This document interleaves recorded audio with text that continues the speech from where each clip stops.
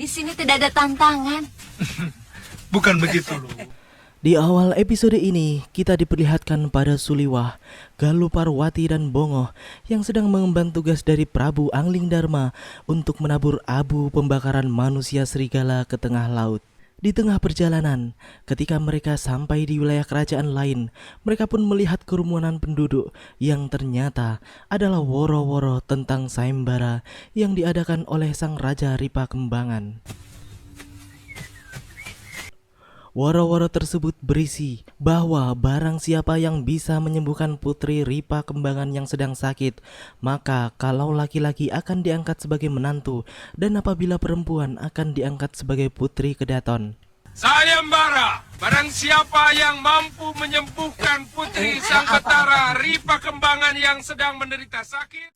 Suliwah yang mendengar woro-woro tersebut pun tergerak hatinya untuk membantu putri kerajaan tersebut. Galuh pun merasa cemburu karena merasa bahwa jika Suliwah mengikuti sayembara, maka pasti dirinya akan dicampakkan. Suliwah pun menjelaskan kepada Galuh kalau dia akan mengaku sudah mempunyai istri sehingga ia tidak akan dituntut untuk menjadi suami putri Ripa Kembangan tersebut. Saya akan bicara baik-baik bahwa saya tidak bisa menerima hadiah itu dengan alasan saya sudah punya istri. Sementara itu di istana Ripa Kembangan, seorang dukun tua terlihat sedang berusaha mengobati sang putri dengan jampi-jampinya. Suliwah pun menghadap Raja Ripa Kembangan. Ia pun mau mengobati putri raja tanpa mengikuti sayembara yang sedang diadakan oleh Prabu Ripa Kembangan. Kenapa? Anakku cantik sekali. Seperti yang telah dijanjikannya kepada Galuh bahwa ia tidak akan menerima hadiah raja tersebut dengan alasan bahwa ia telah memiliki istri. Istrimu. Akhirnya sang raja dengan persetujuan tumenggung kerajaan pun menyetujui permintaan Suliwah tersebut. Kemudian Suliwah pun dipersilahkan menengok putri raja. Suliwah pun kaget karena penyakit putri raja tersebut adalah penyakit yang sangat ganas, di mana darah putih memakan sel darah merahnya.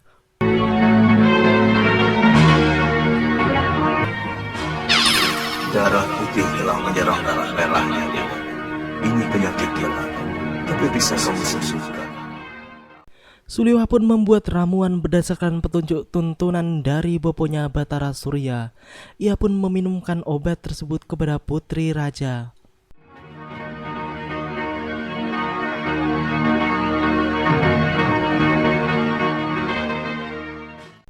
Setelah meminum obat ramuan Suliwah, sang putri pun mulai berangsur-angsur sadar.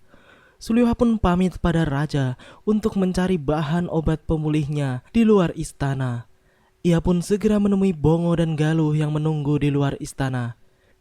Tidak disangka, anak semuda itu memiliki ilmu pengobatan yang tinggi.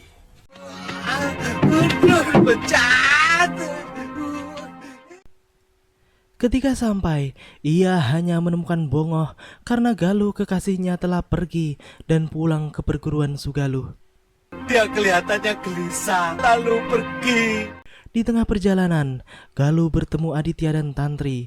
Galuh pun menangis dan menceritakan bahwa Suliwah akan menikah dengan putri raja. Galuh, kenapa? Aditya mengira bahwa Galuh salah paham dengan Suliwah. Aditya dan Tantri pun akhirnya mengantarkan Galuh untuk pergi ke Sugaluh. Apa kalian mau mengantar aku? Iya. Di istana Ripa Kembangan, putri raja yang telah sehat pun dipertemukan dengan Suliwah. Ia pun sangat berterima kasih kepada tabib muda tersebut. Akulah yang seharusnya menyembah Tuan, karena Tuan telah mengembalikan semangat hidup saya. Tiba-tiba, seorang prajurit memberi kabar bahwa Suliwah dan raja diminta untuk berkumpul di balai penghadapan. Ternyata, dukun yang sebelumnya berusaha mengobati sang putri Maitri pun mengaku bahwa dirinya yang telah menyembuhkan sang putri dengan mengusir roh-roh jahat yang bersemayam di tubuh sang putri. Bagaimana Dika yakin telah berhasil menyembuhkan putri saya? Dukun tersebut pun meminta imbalan atas usaha penyembuhannya yang ia anggap berhasil tersebut, sesuai dengan janji raja, yaitu meminang Putri Maitri. Sang raja yang mendengar semua itu pun murka, karena ia melihat dengan mata kepala sendiri bahwa Suliwahlah yang telah meramu obat untuk putrinya. Ia pun menjatuhkan hukuman pada dukun tersebut. Saya akan mempidana Andika sebagai seorang tatai kalau tetap ngotot mengaku telah menyembuhkan putri saya. Mendengar kata-kata sang raja, dukun tersebut pun marah besar dan tiba-tiba ia pun berubah menjadi siluman yang sangat mengerikan.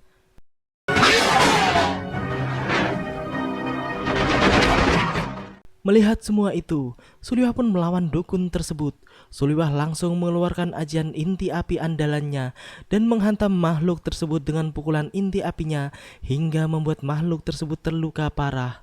Tubuhnya melepuh seperti terbakar api yang sangat panas.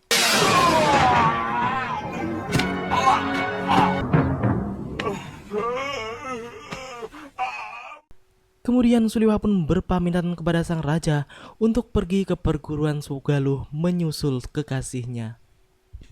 Suliwah dan Bongo pun pergi ke Sugaluh dengan menyewa sebuah perahu dan melewati lautan. Hal ini dilakukan karena Suliwah sekalian menabur abu bekas pembakaran mayat para manusia siluman serigala yang beberapa waktu lalu ditugaskan oleh Prabu Anglingdarma.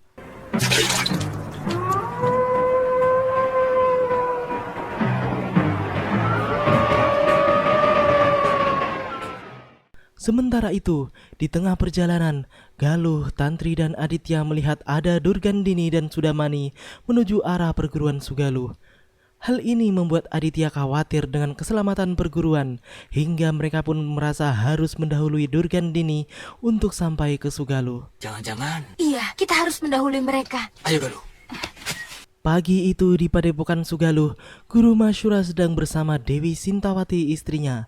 Tiba-tiba, Masyura merasakan bahwa mereka akan kedatangan 2 orang tamu yang berniat jahat kepada mereka. Ada 2 orang yang berniat jahat kepada kita. Benar saja, Durgandini pun muncul di hadapan mereka. Durgandini pun marah besar karena merasa bahwa Masyura telah mengobral ilmu andalannya, yaitu ajian Dasendria. Kau telah mengobral ilmu Dasendria menjadi ilmu kacangan.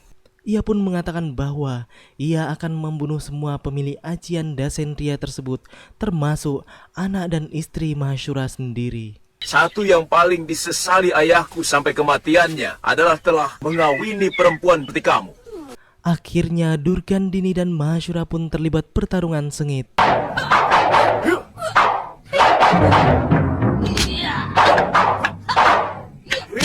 Dewi Sintawati pun tidak tinggal diam, ia pun ikut mengeroyok Durgandini.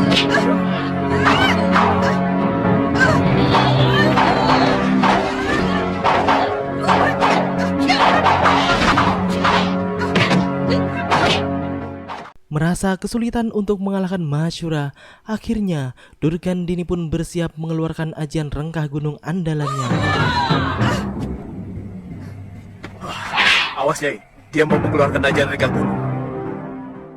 Pada saat itu bertepatan Galuh dan kawan-kawannya baru saja sampai di Padepokan.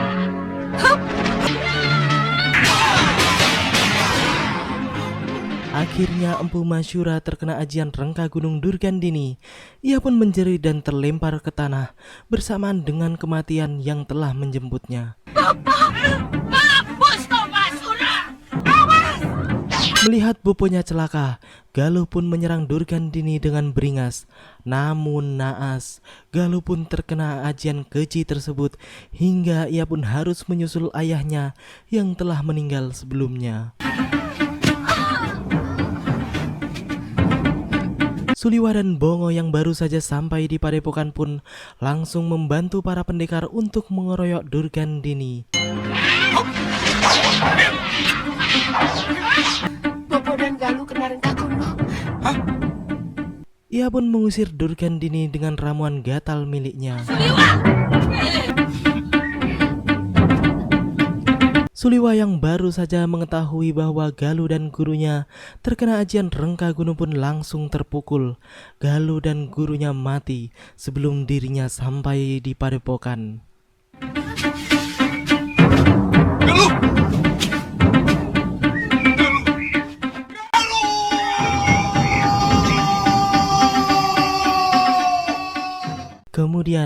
Seluruh penghuni padepokan Sugaluh pun mengubur jasad Galuh dan Boponya.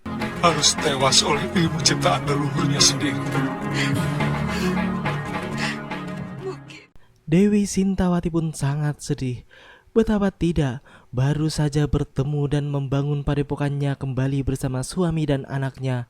Namun, sekarang telah ditinggal selama-lamanya oleh orang-orang yang paling dicintainya tersebut. Tapi iblis yang menyebabkan kematian kedua orang yang saya cintai. Demikianlah akhir dari episode ini. Nantikan lanjutan ceritanya di episode selanjutnya. Terima kasih bagi teman-teman semua yang udah mau nonton.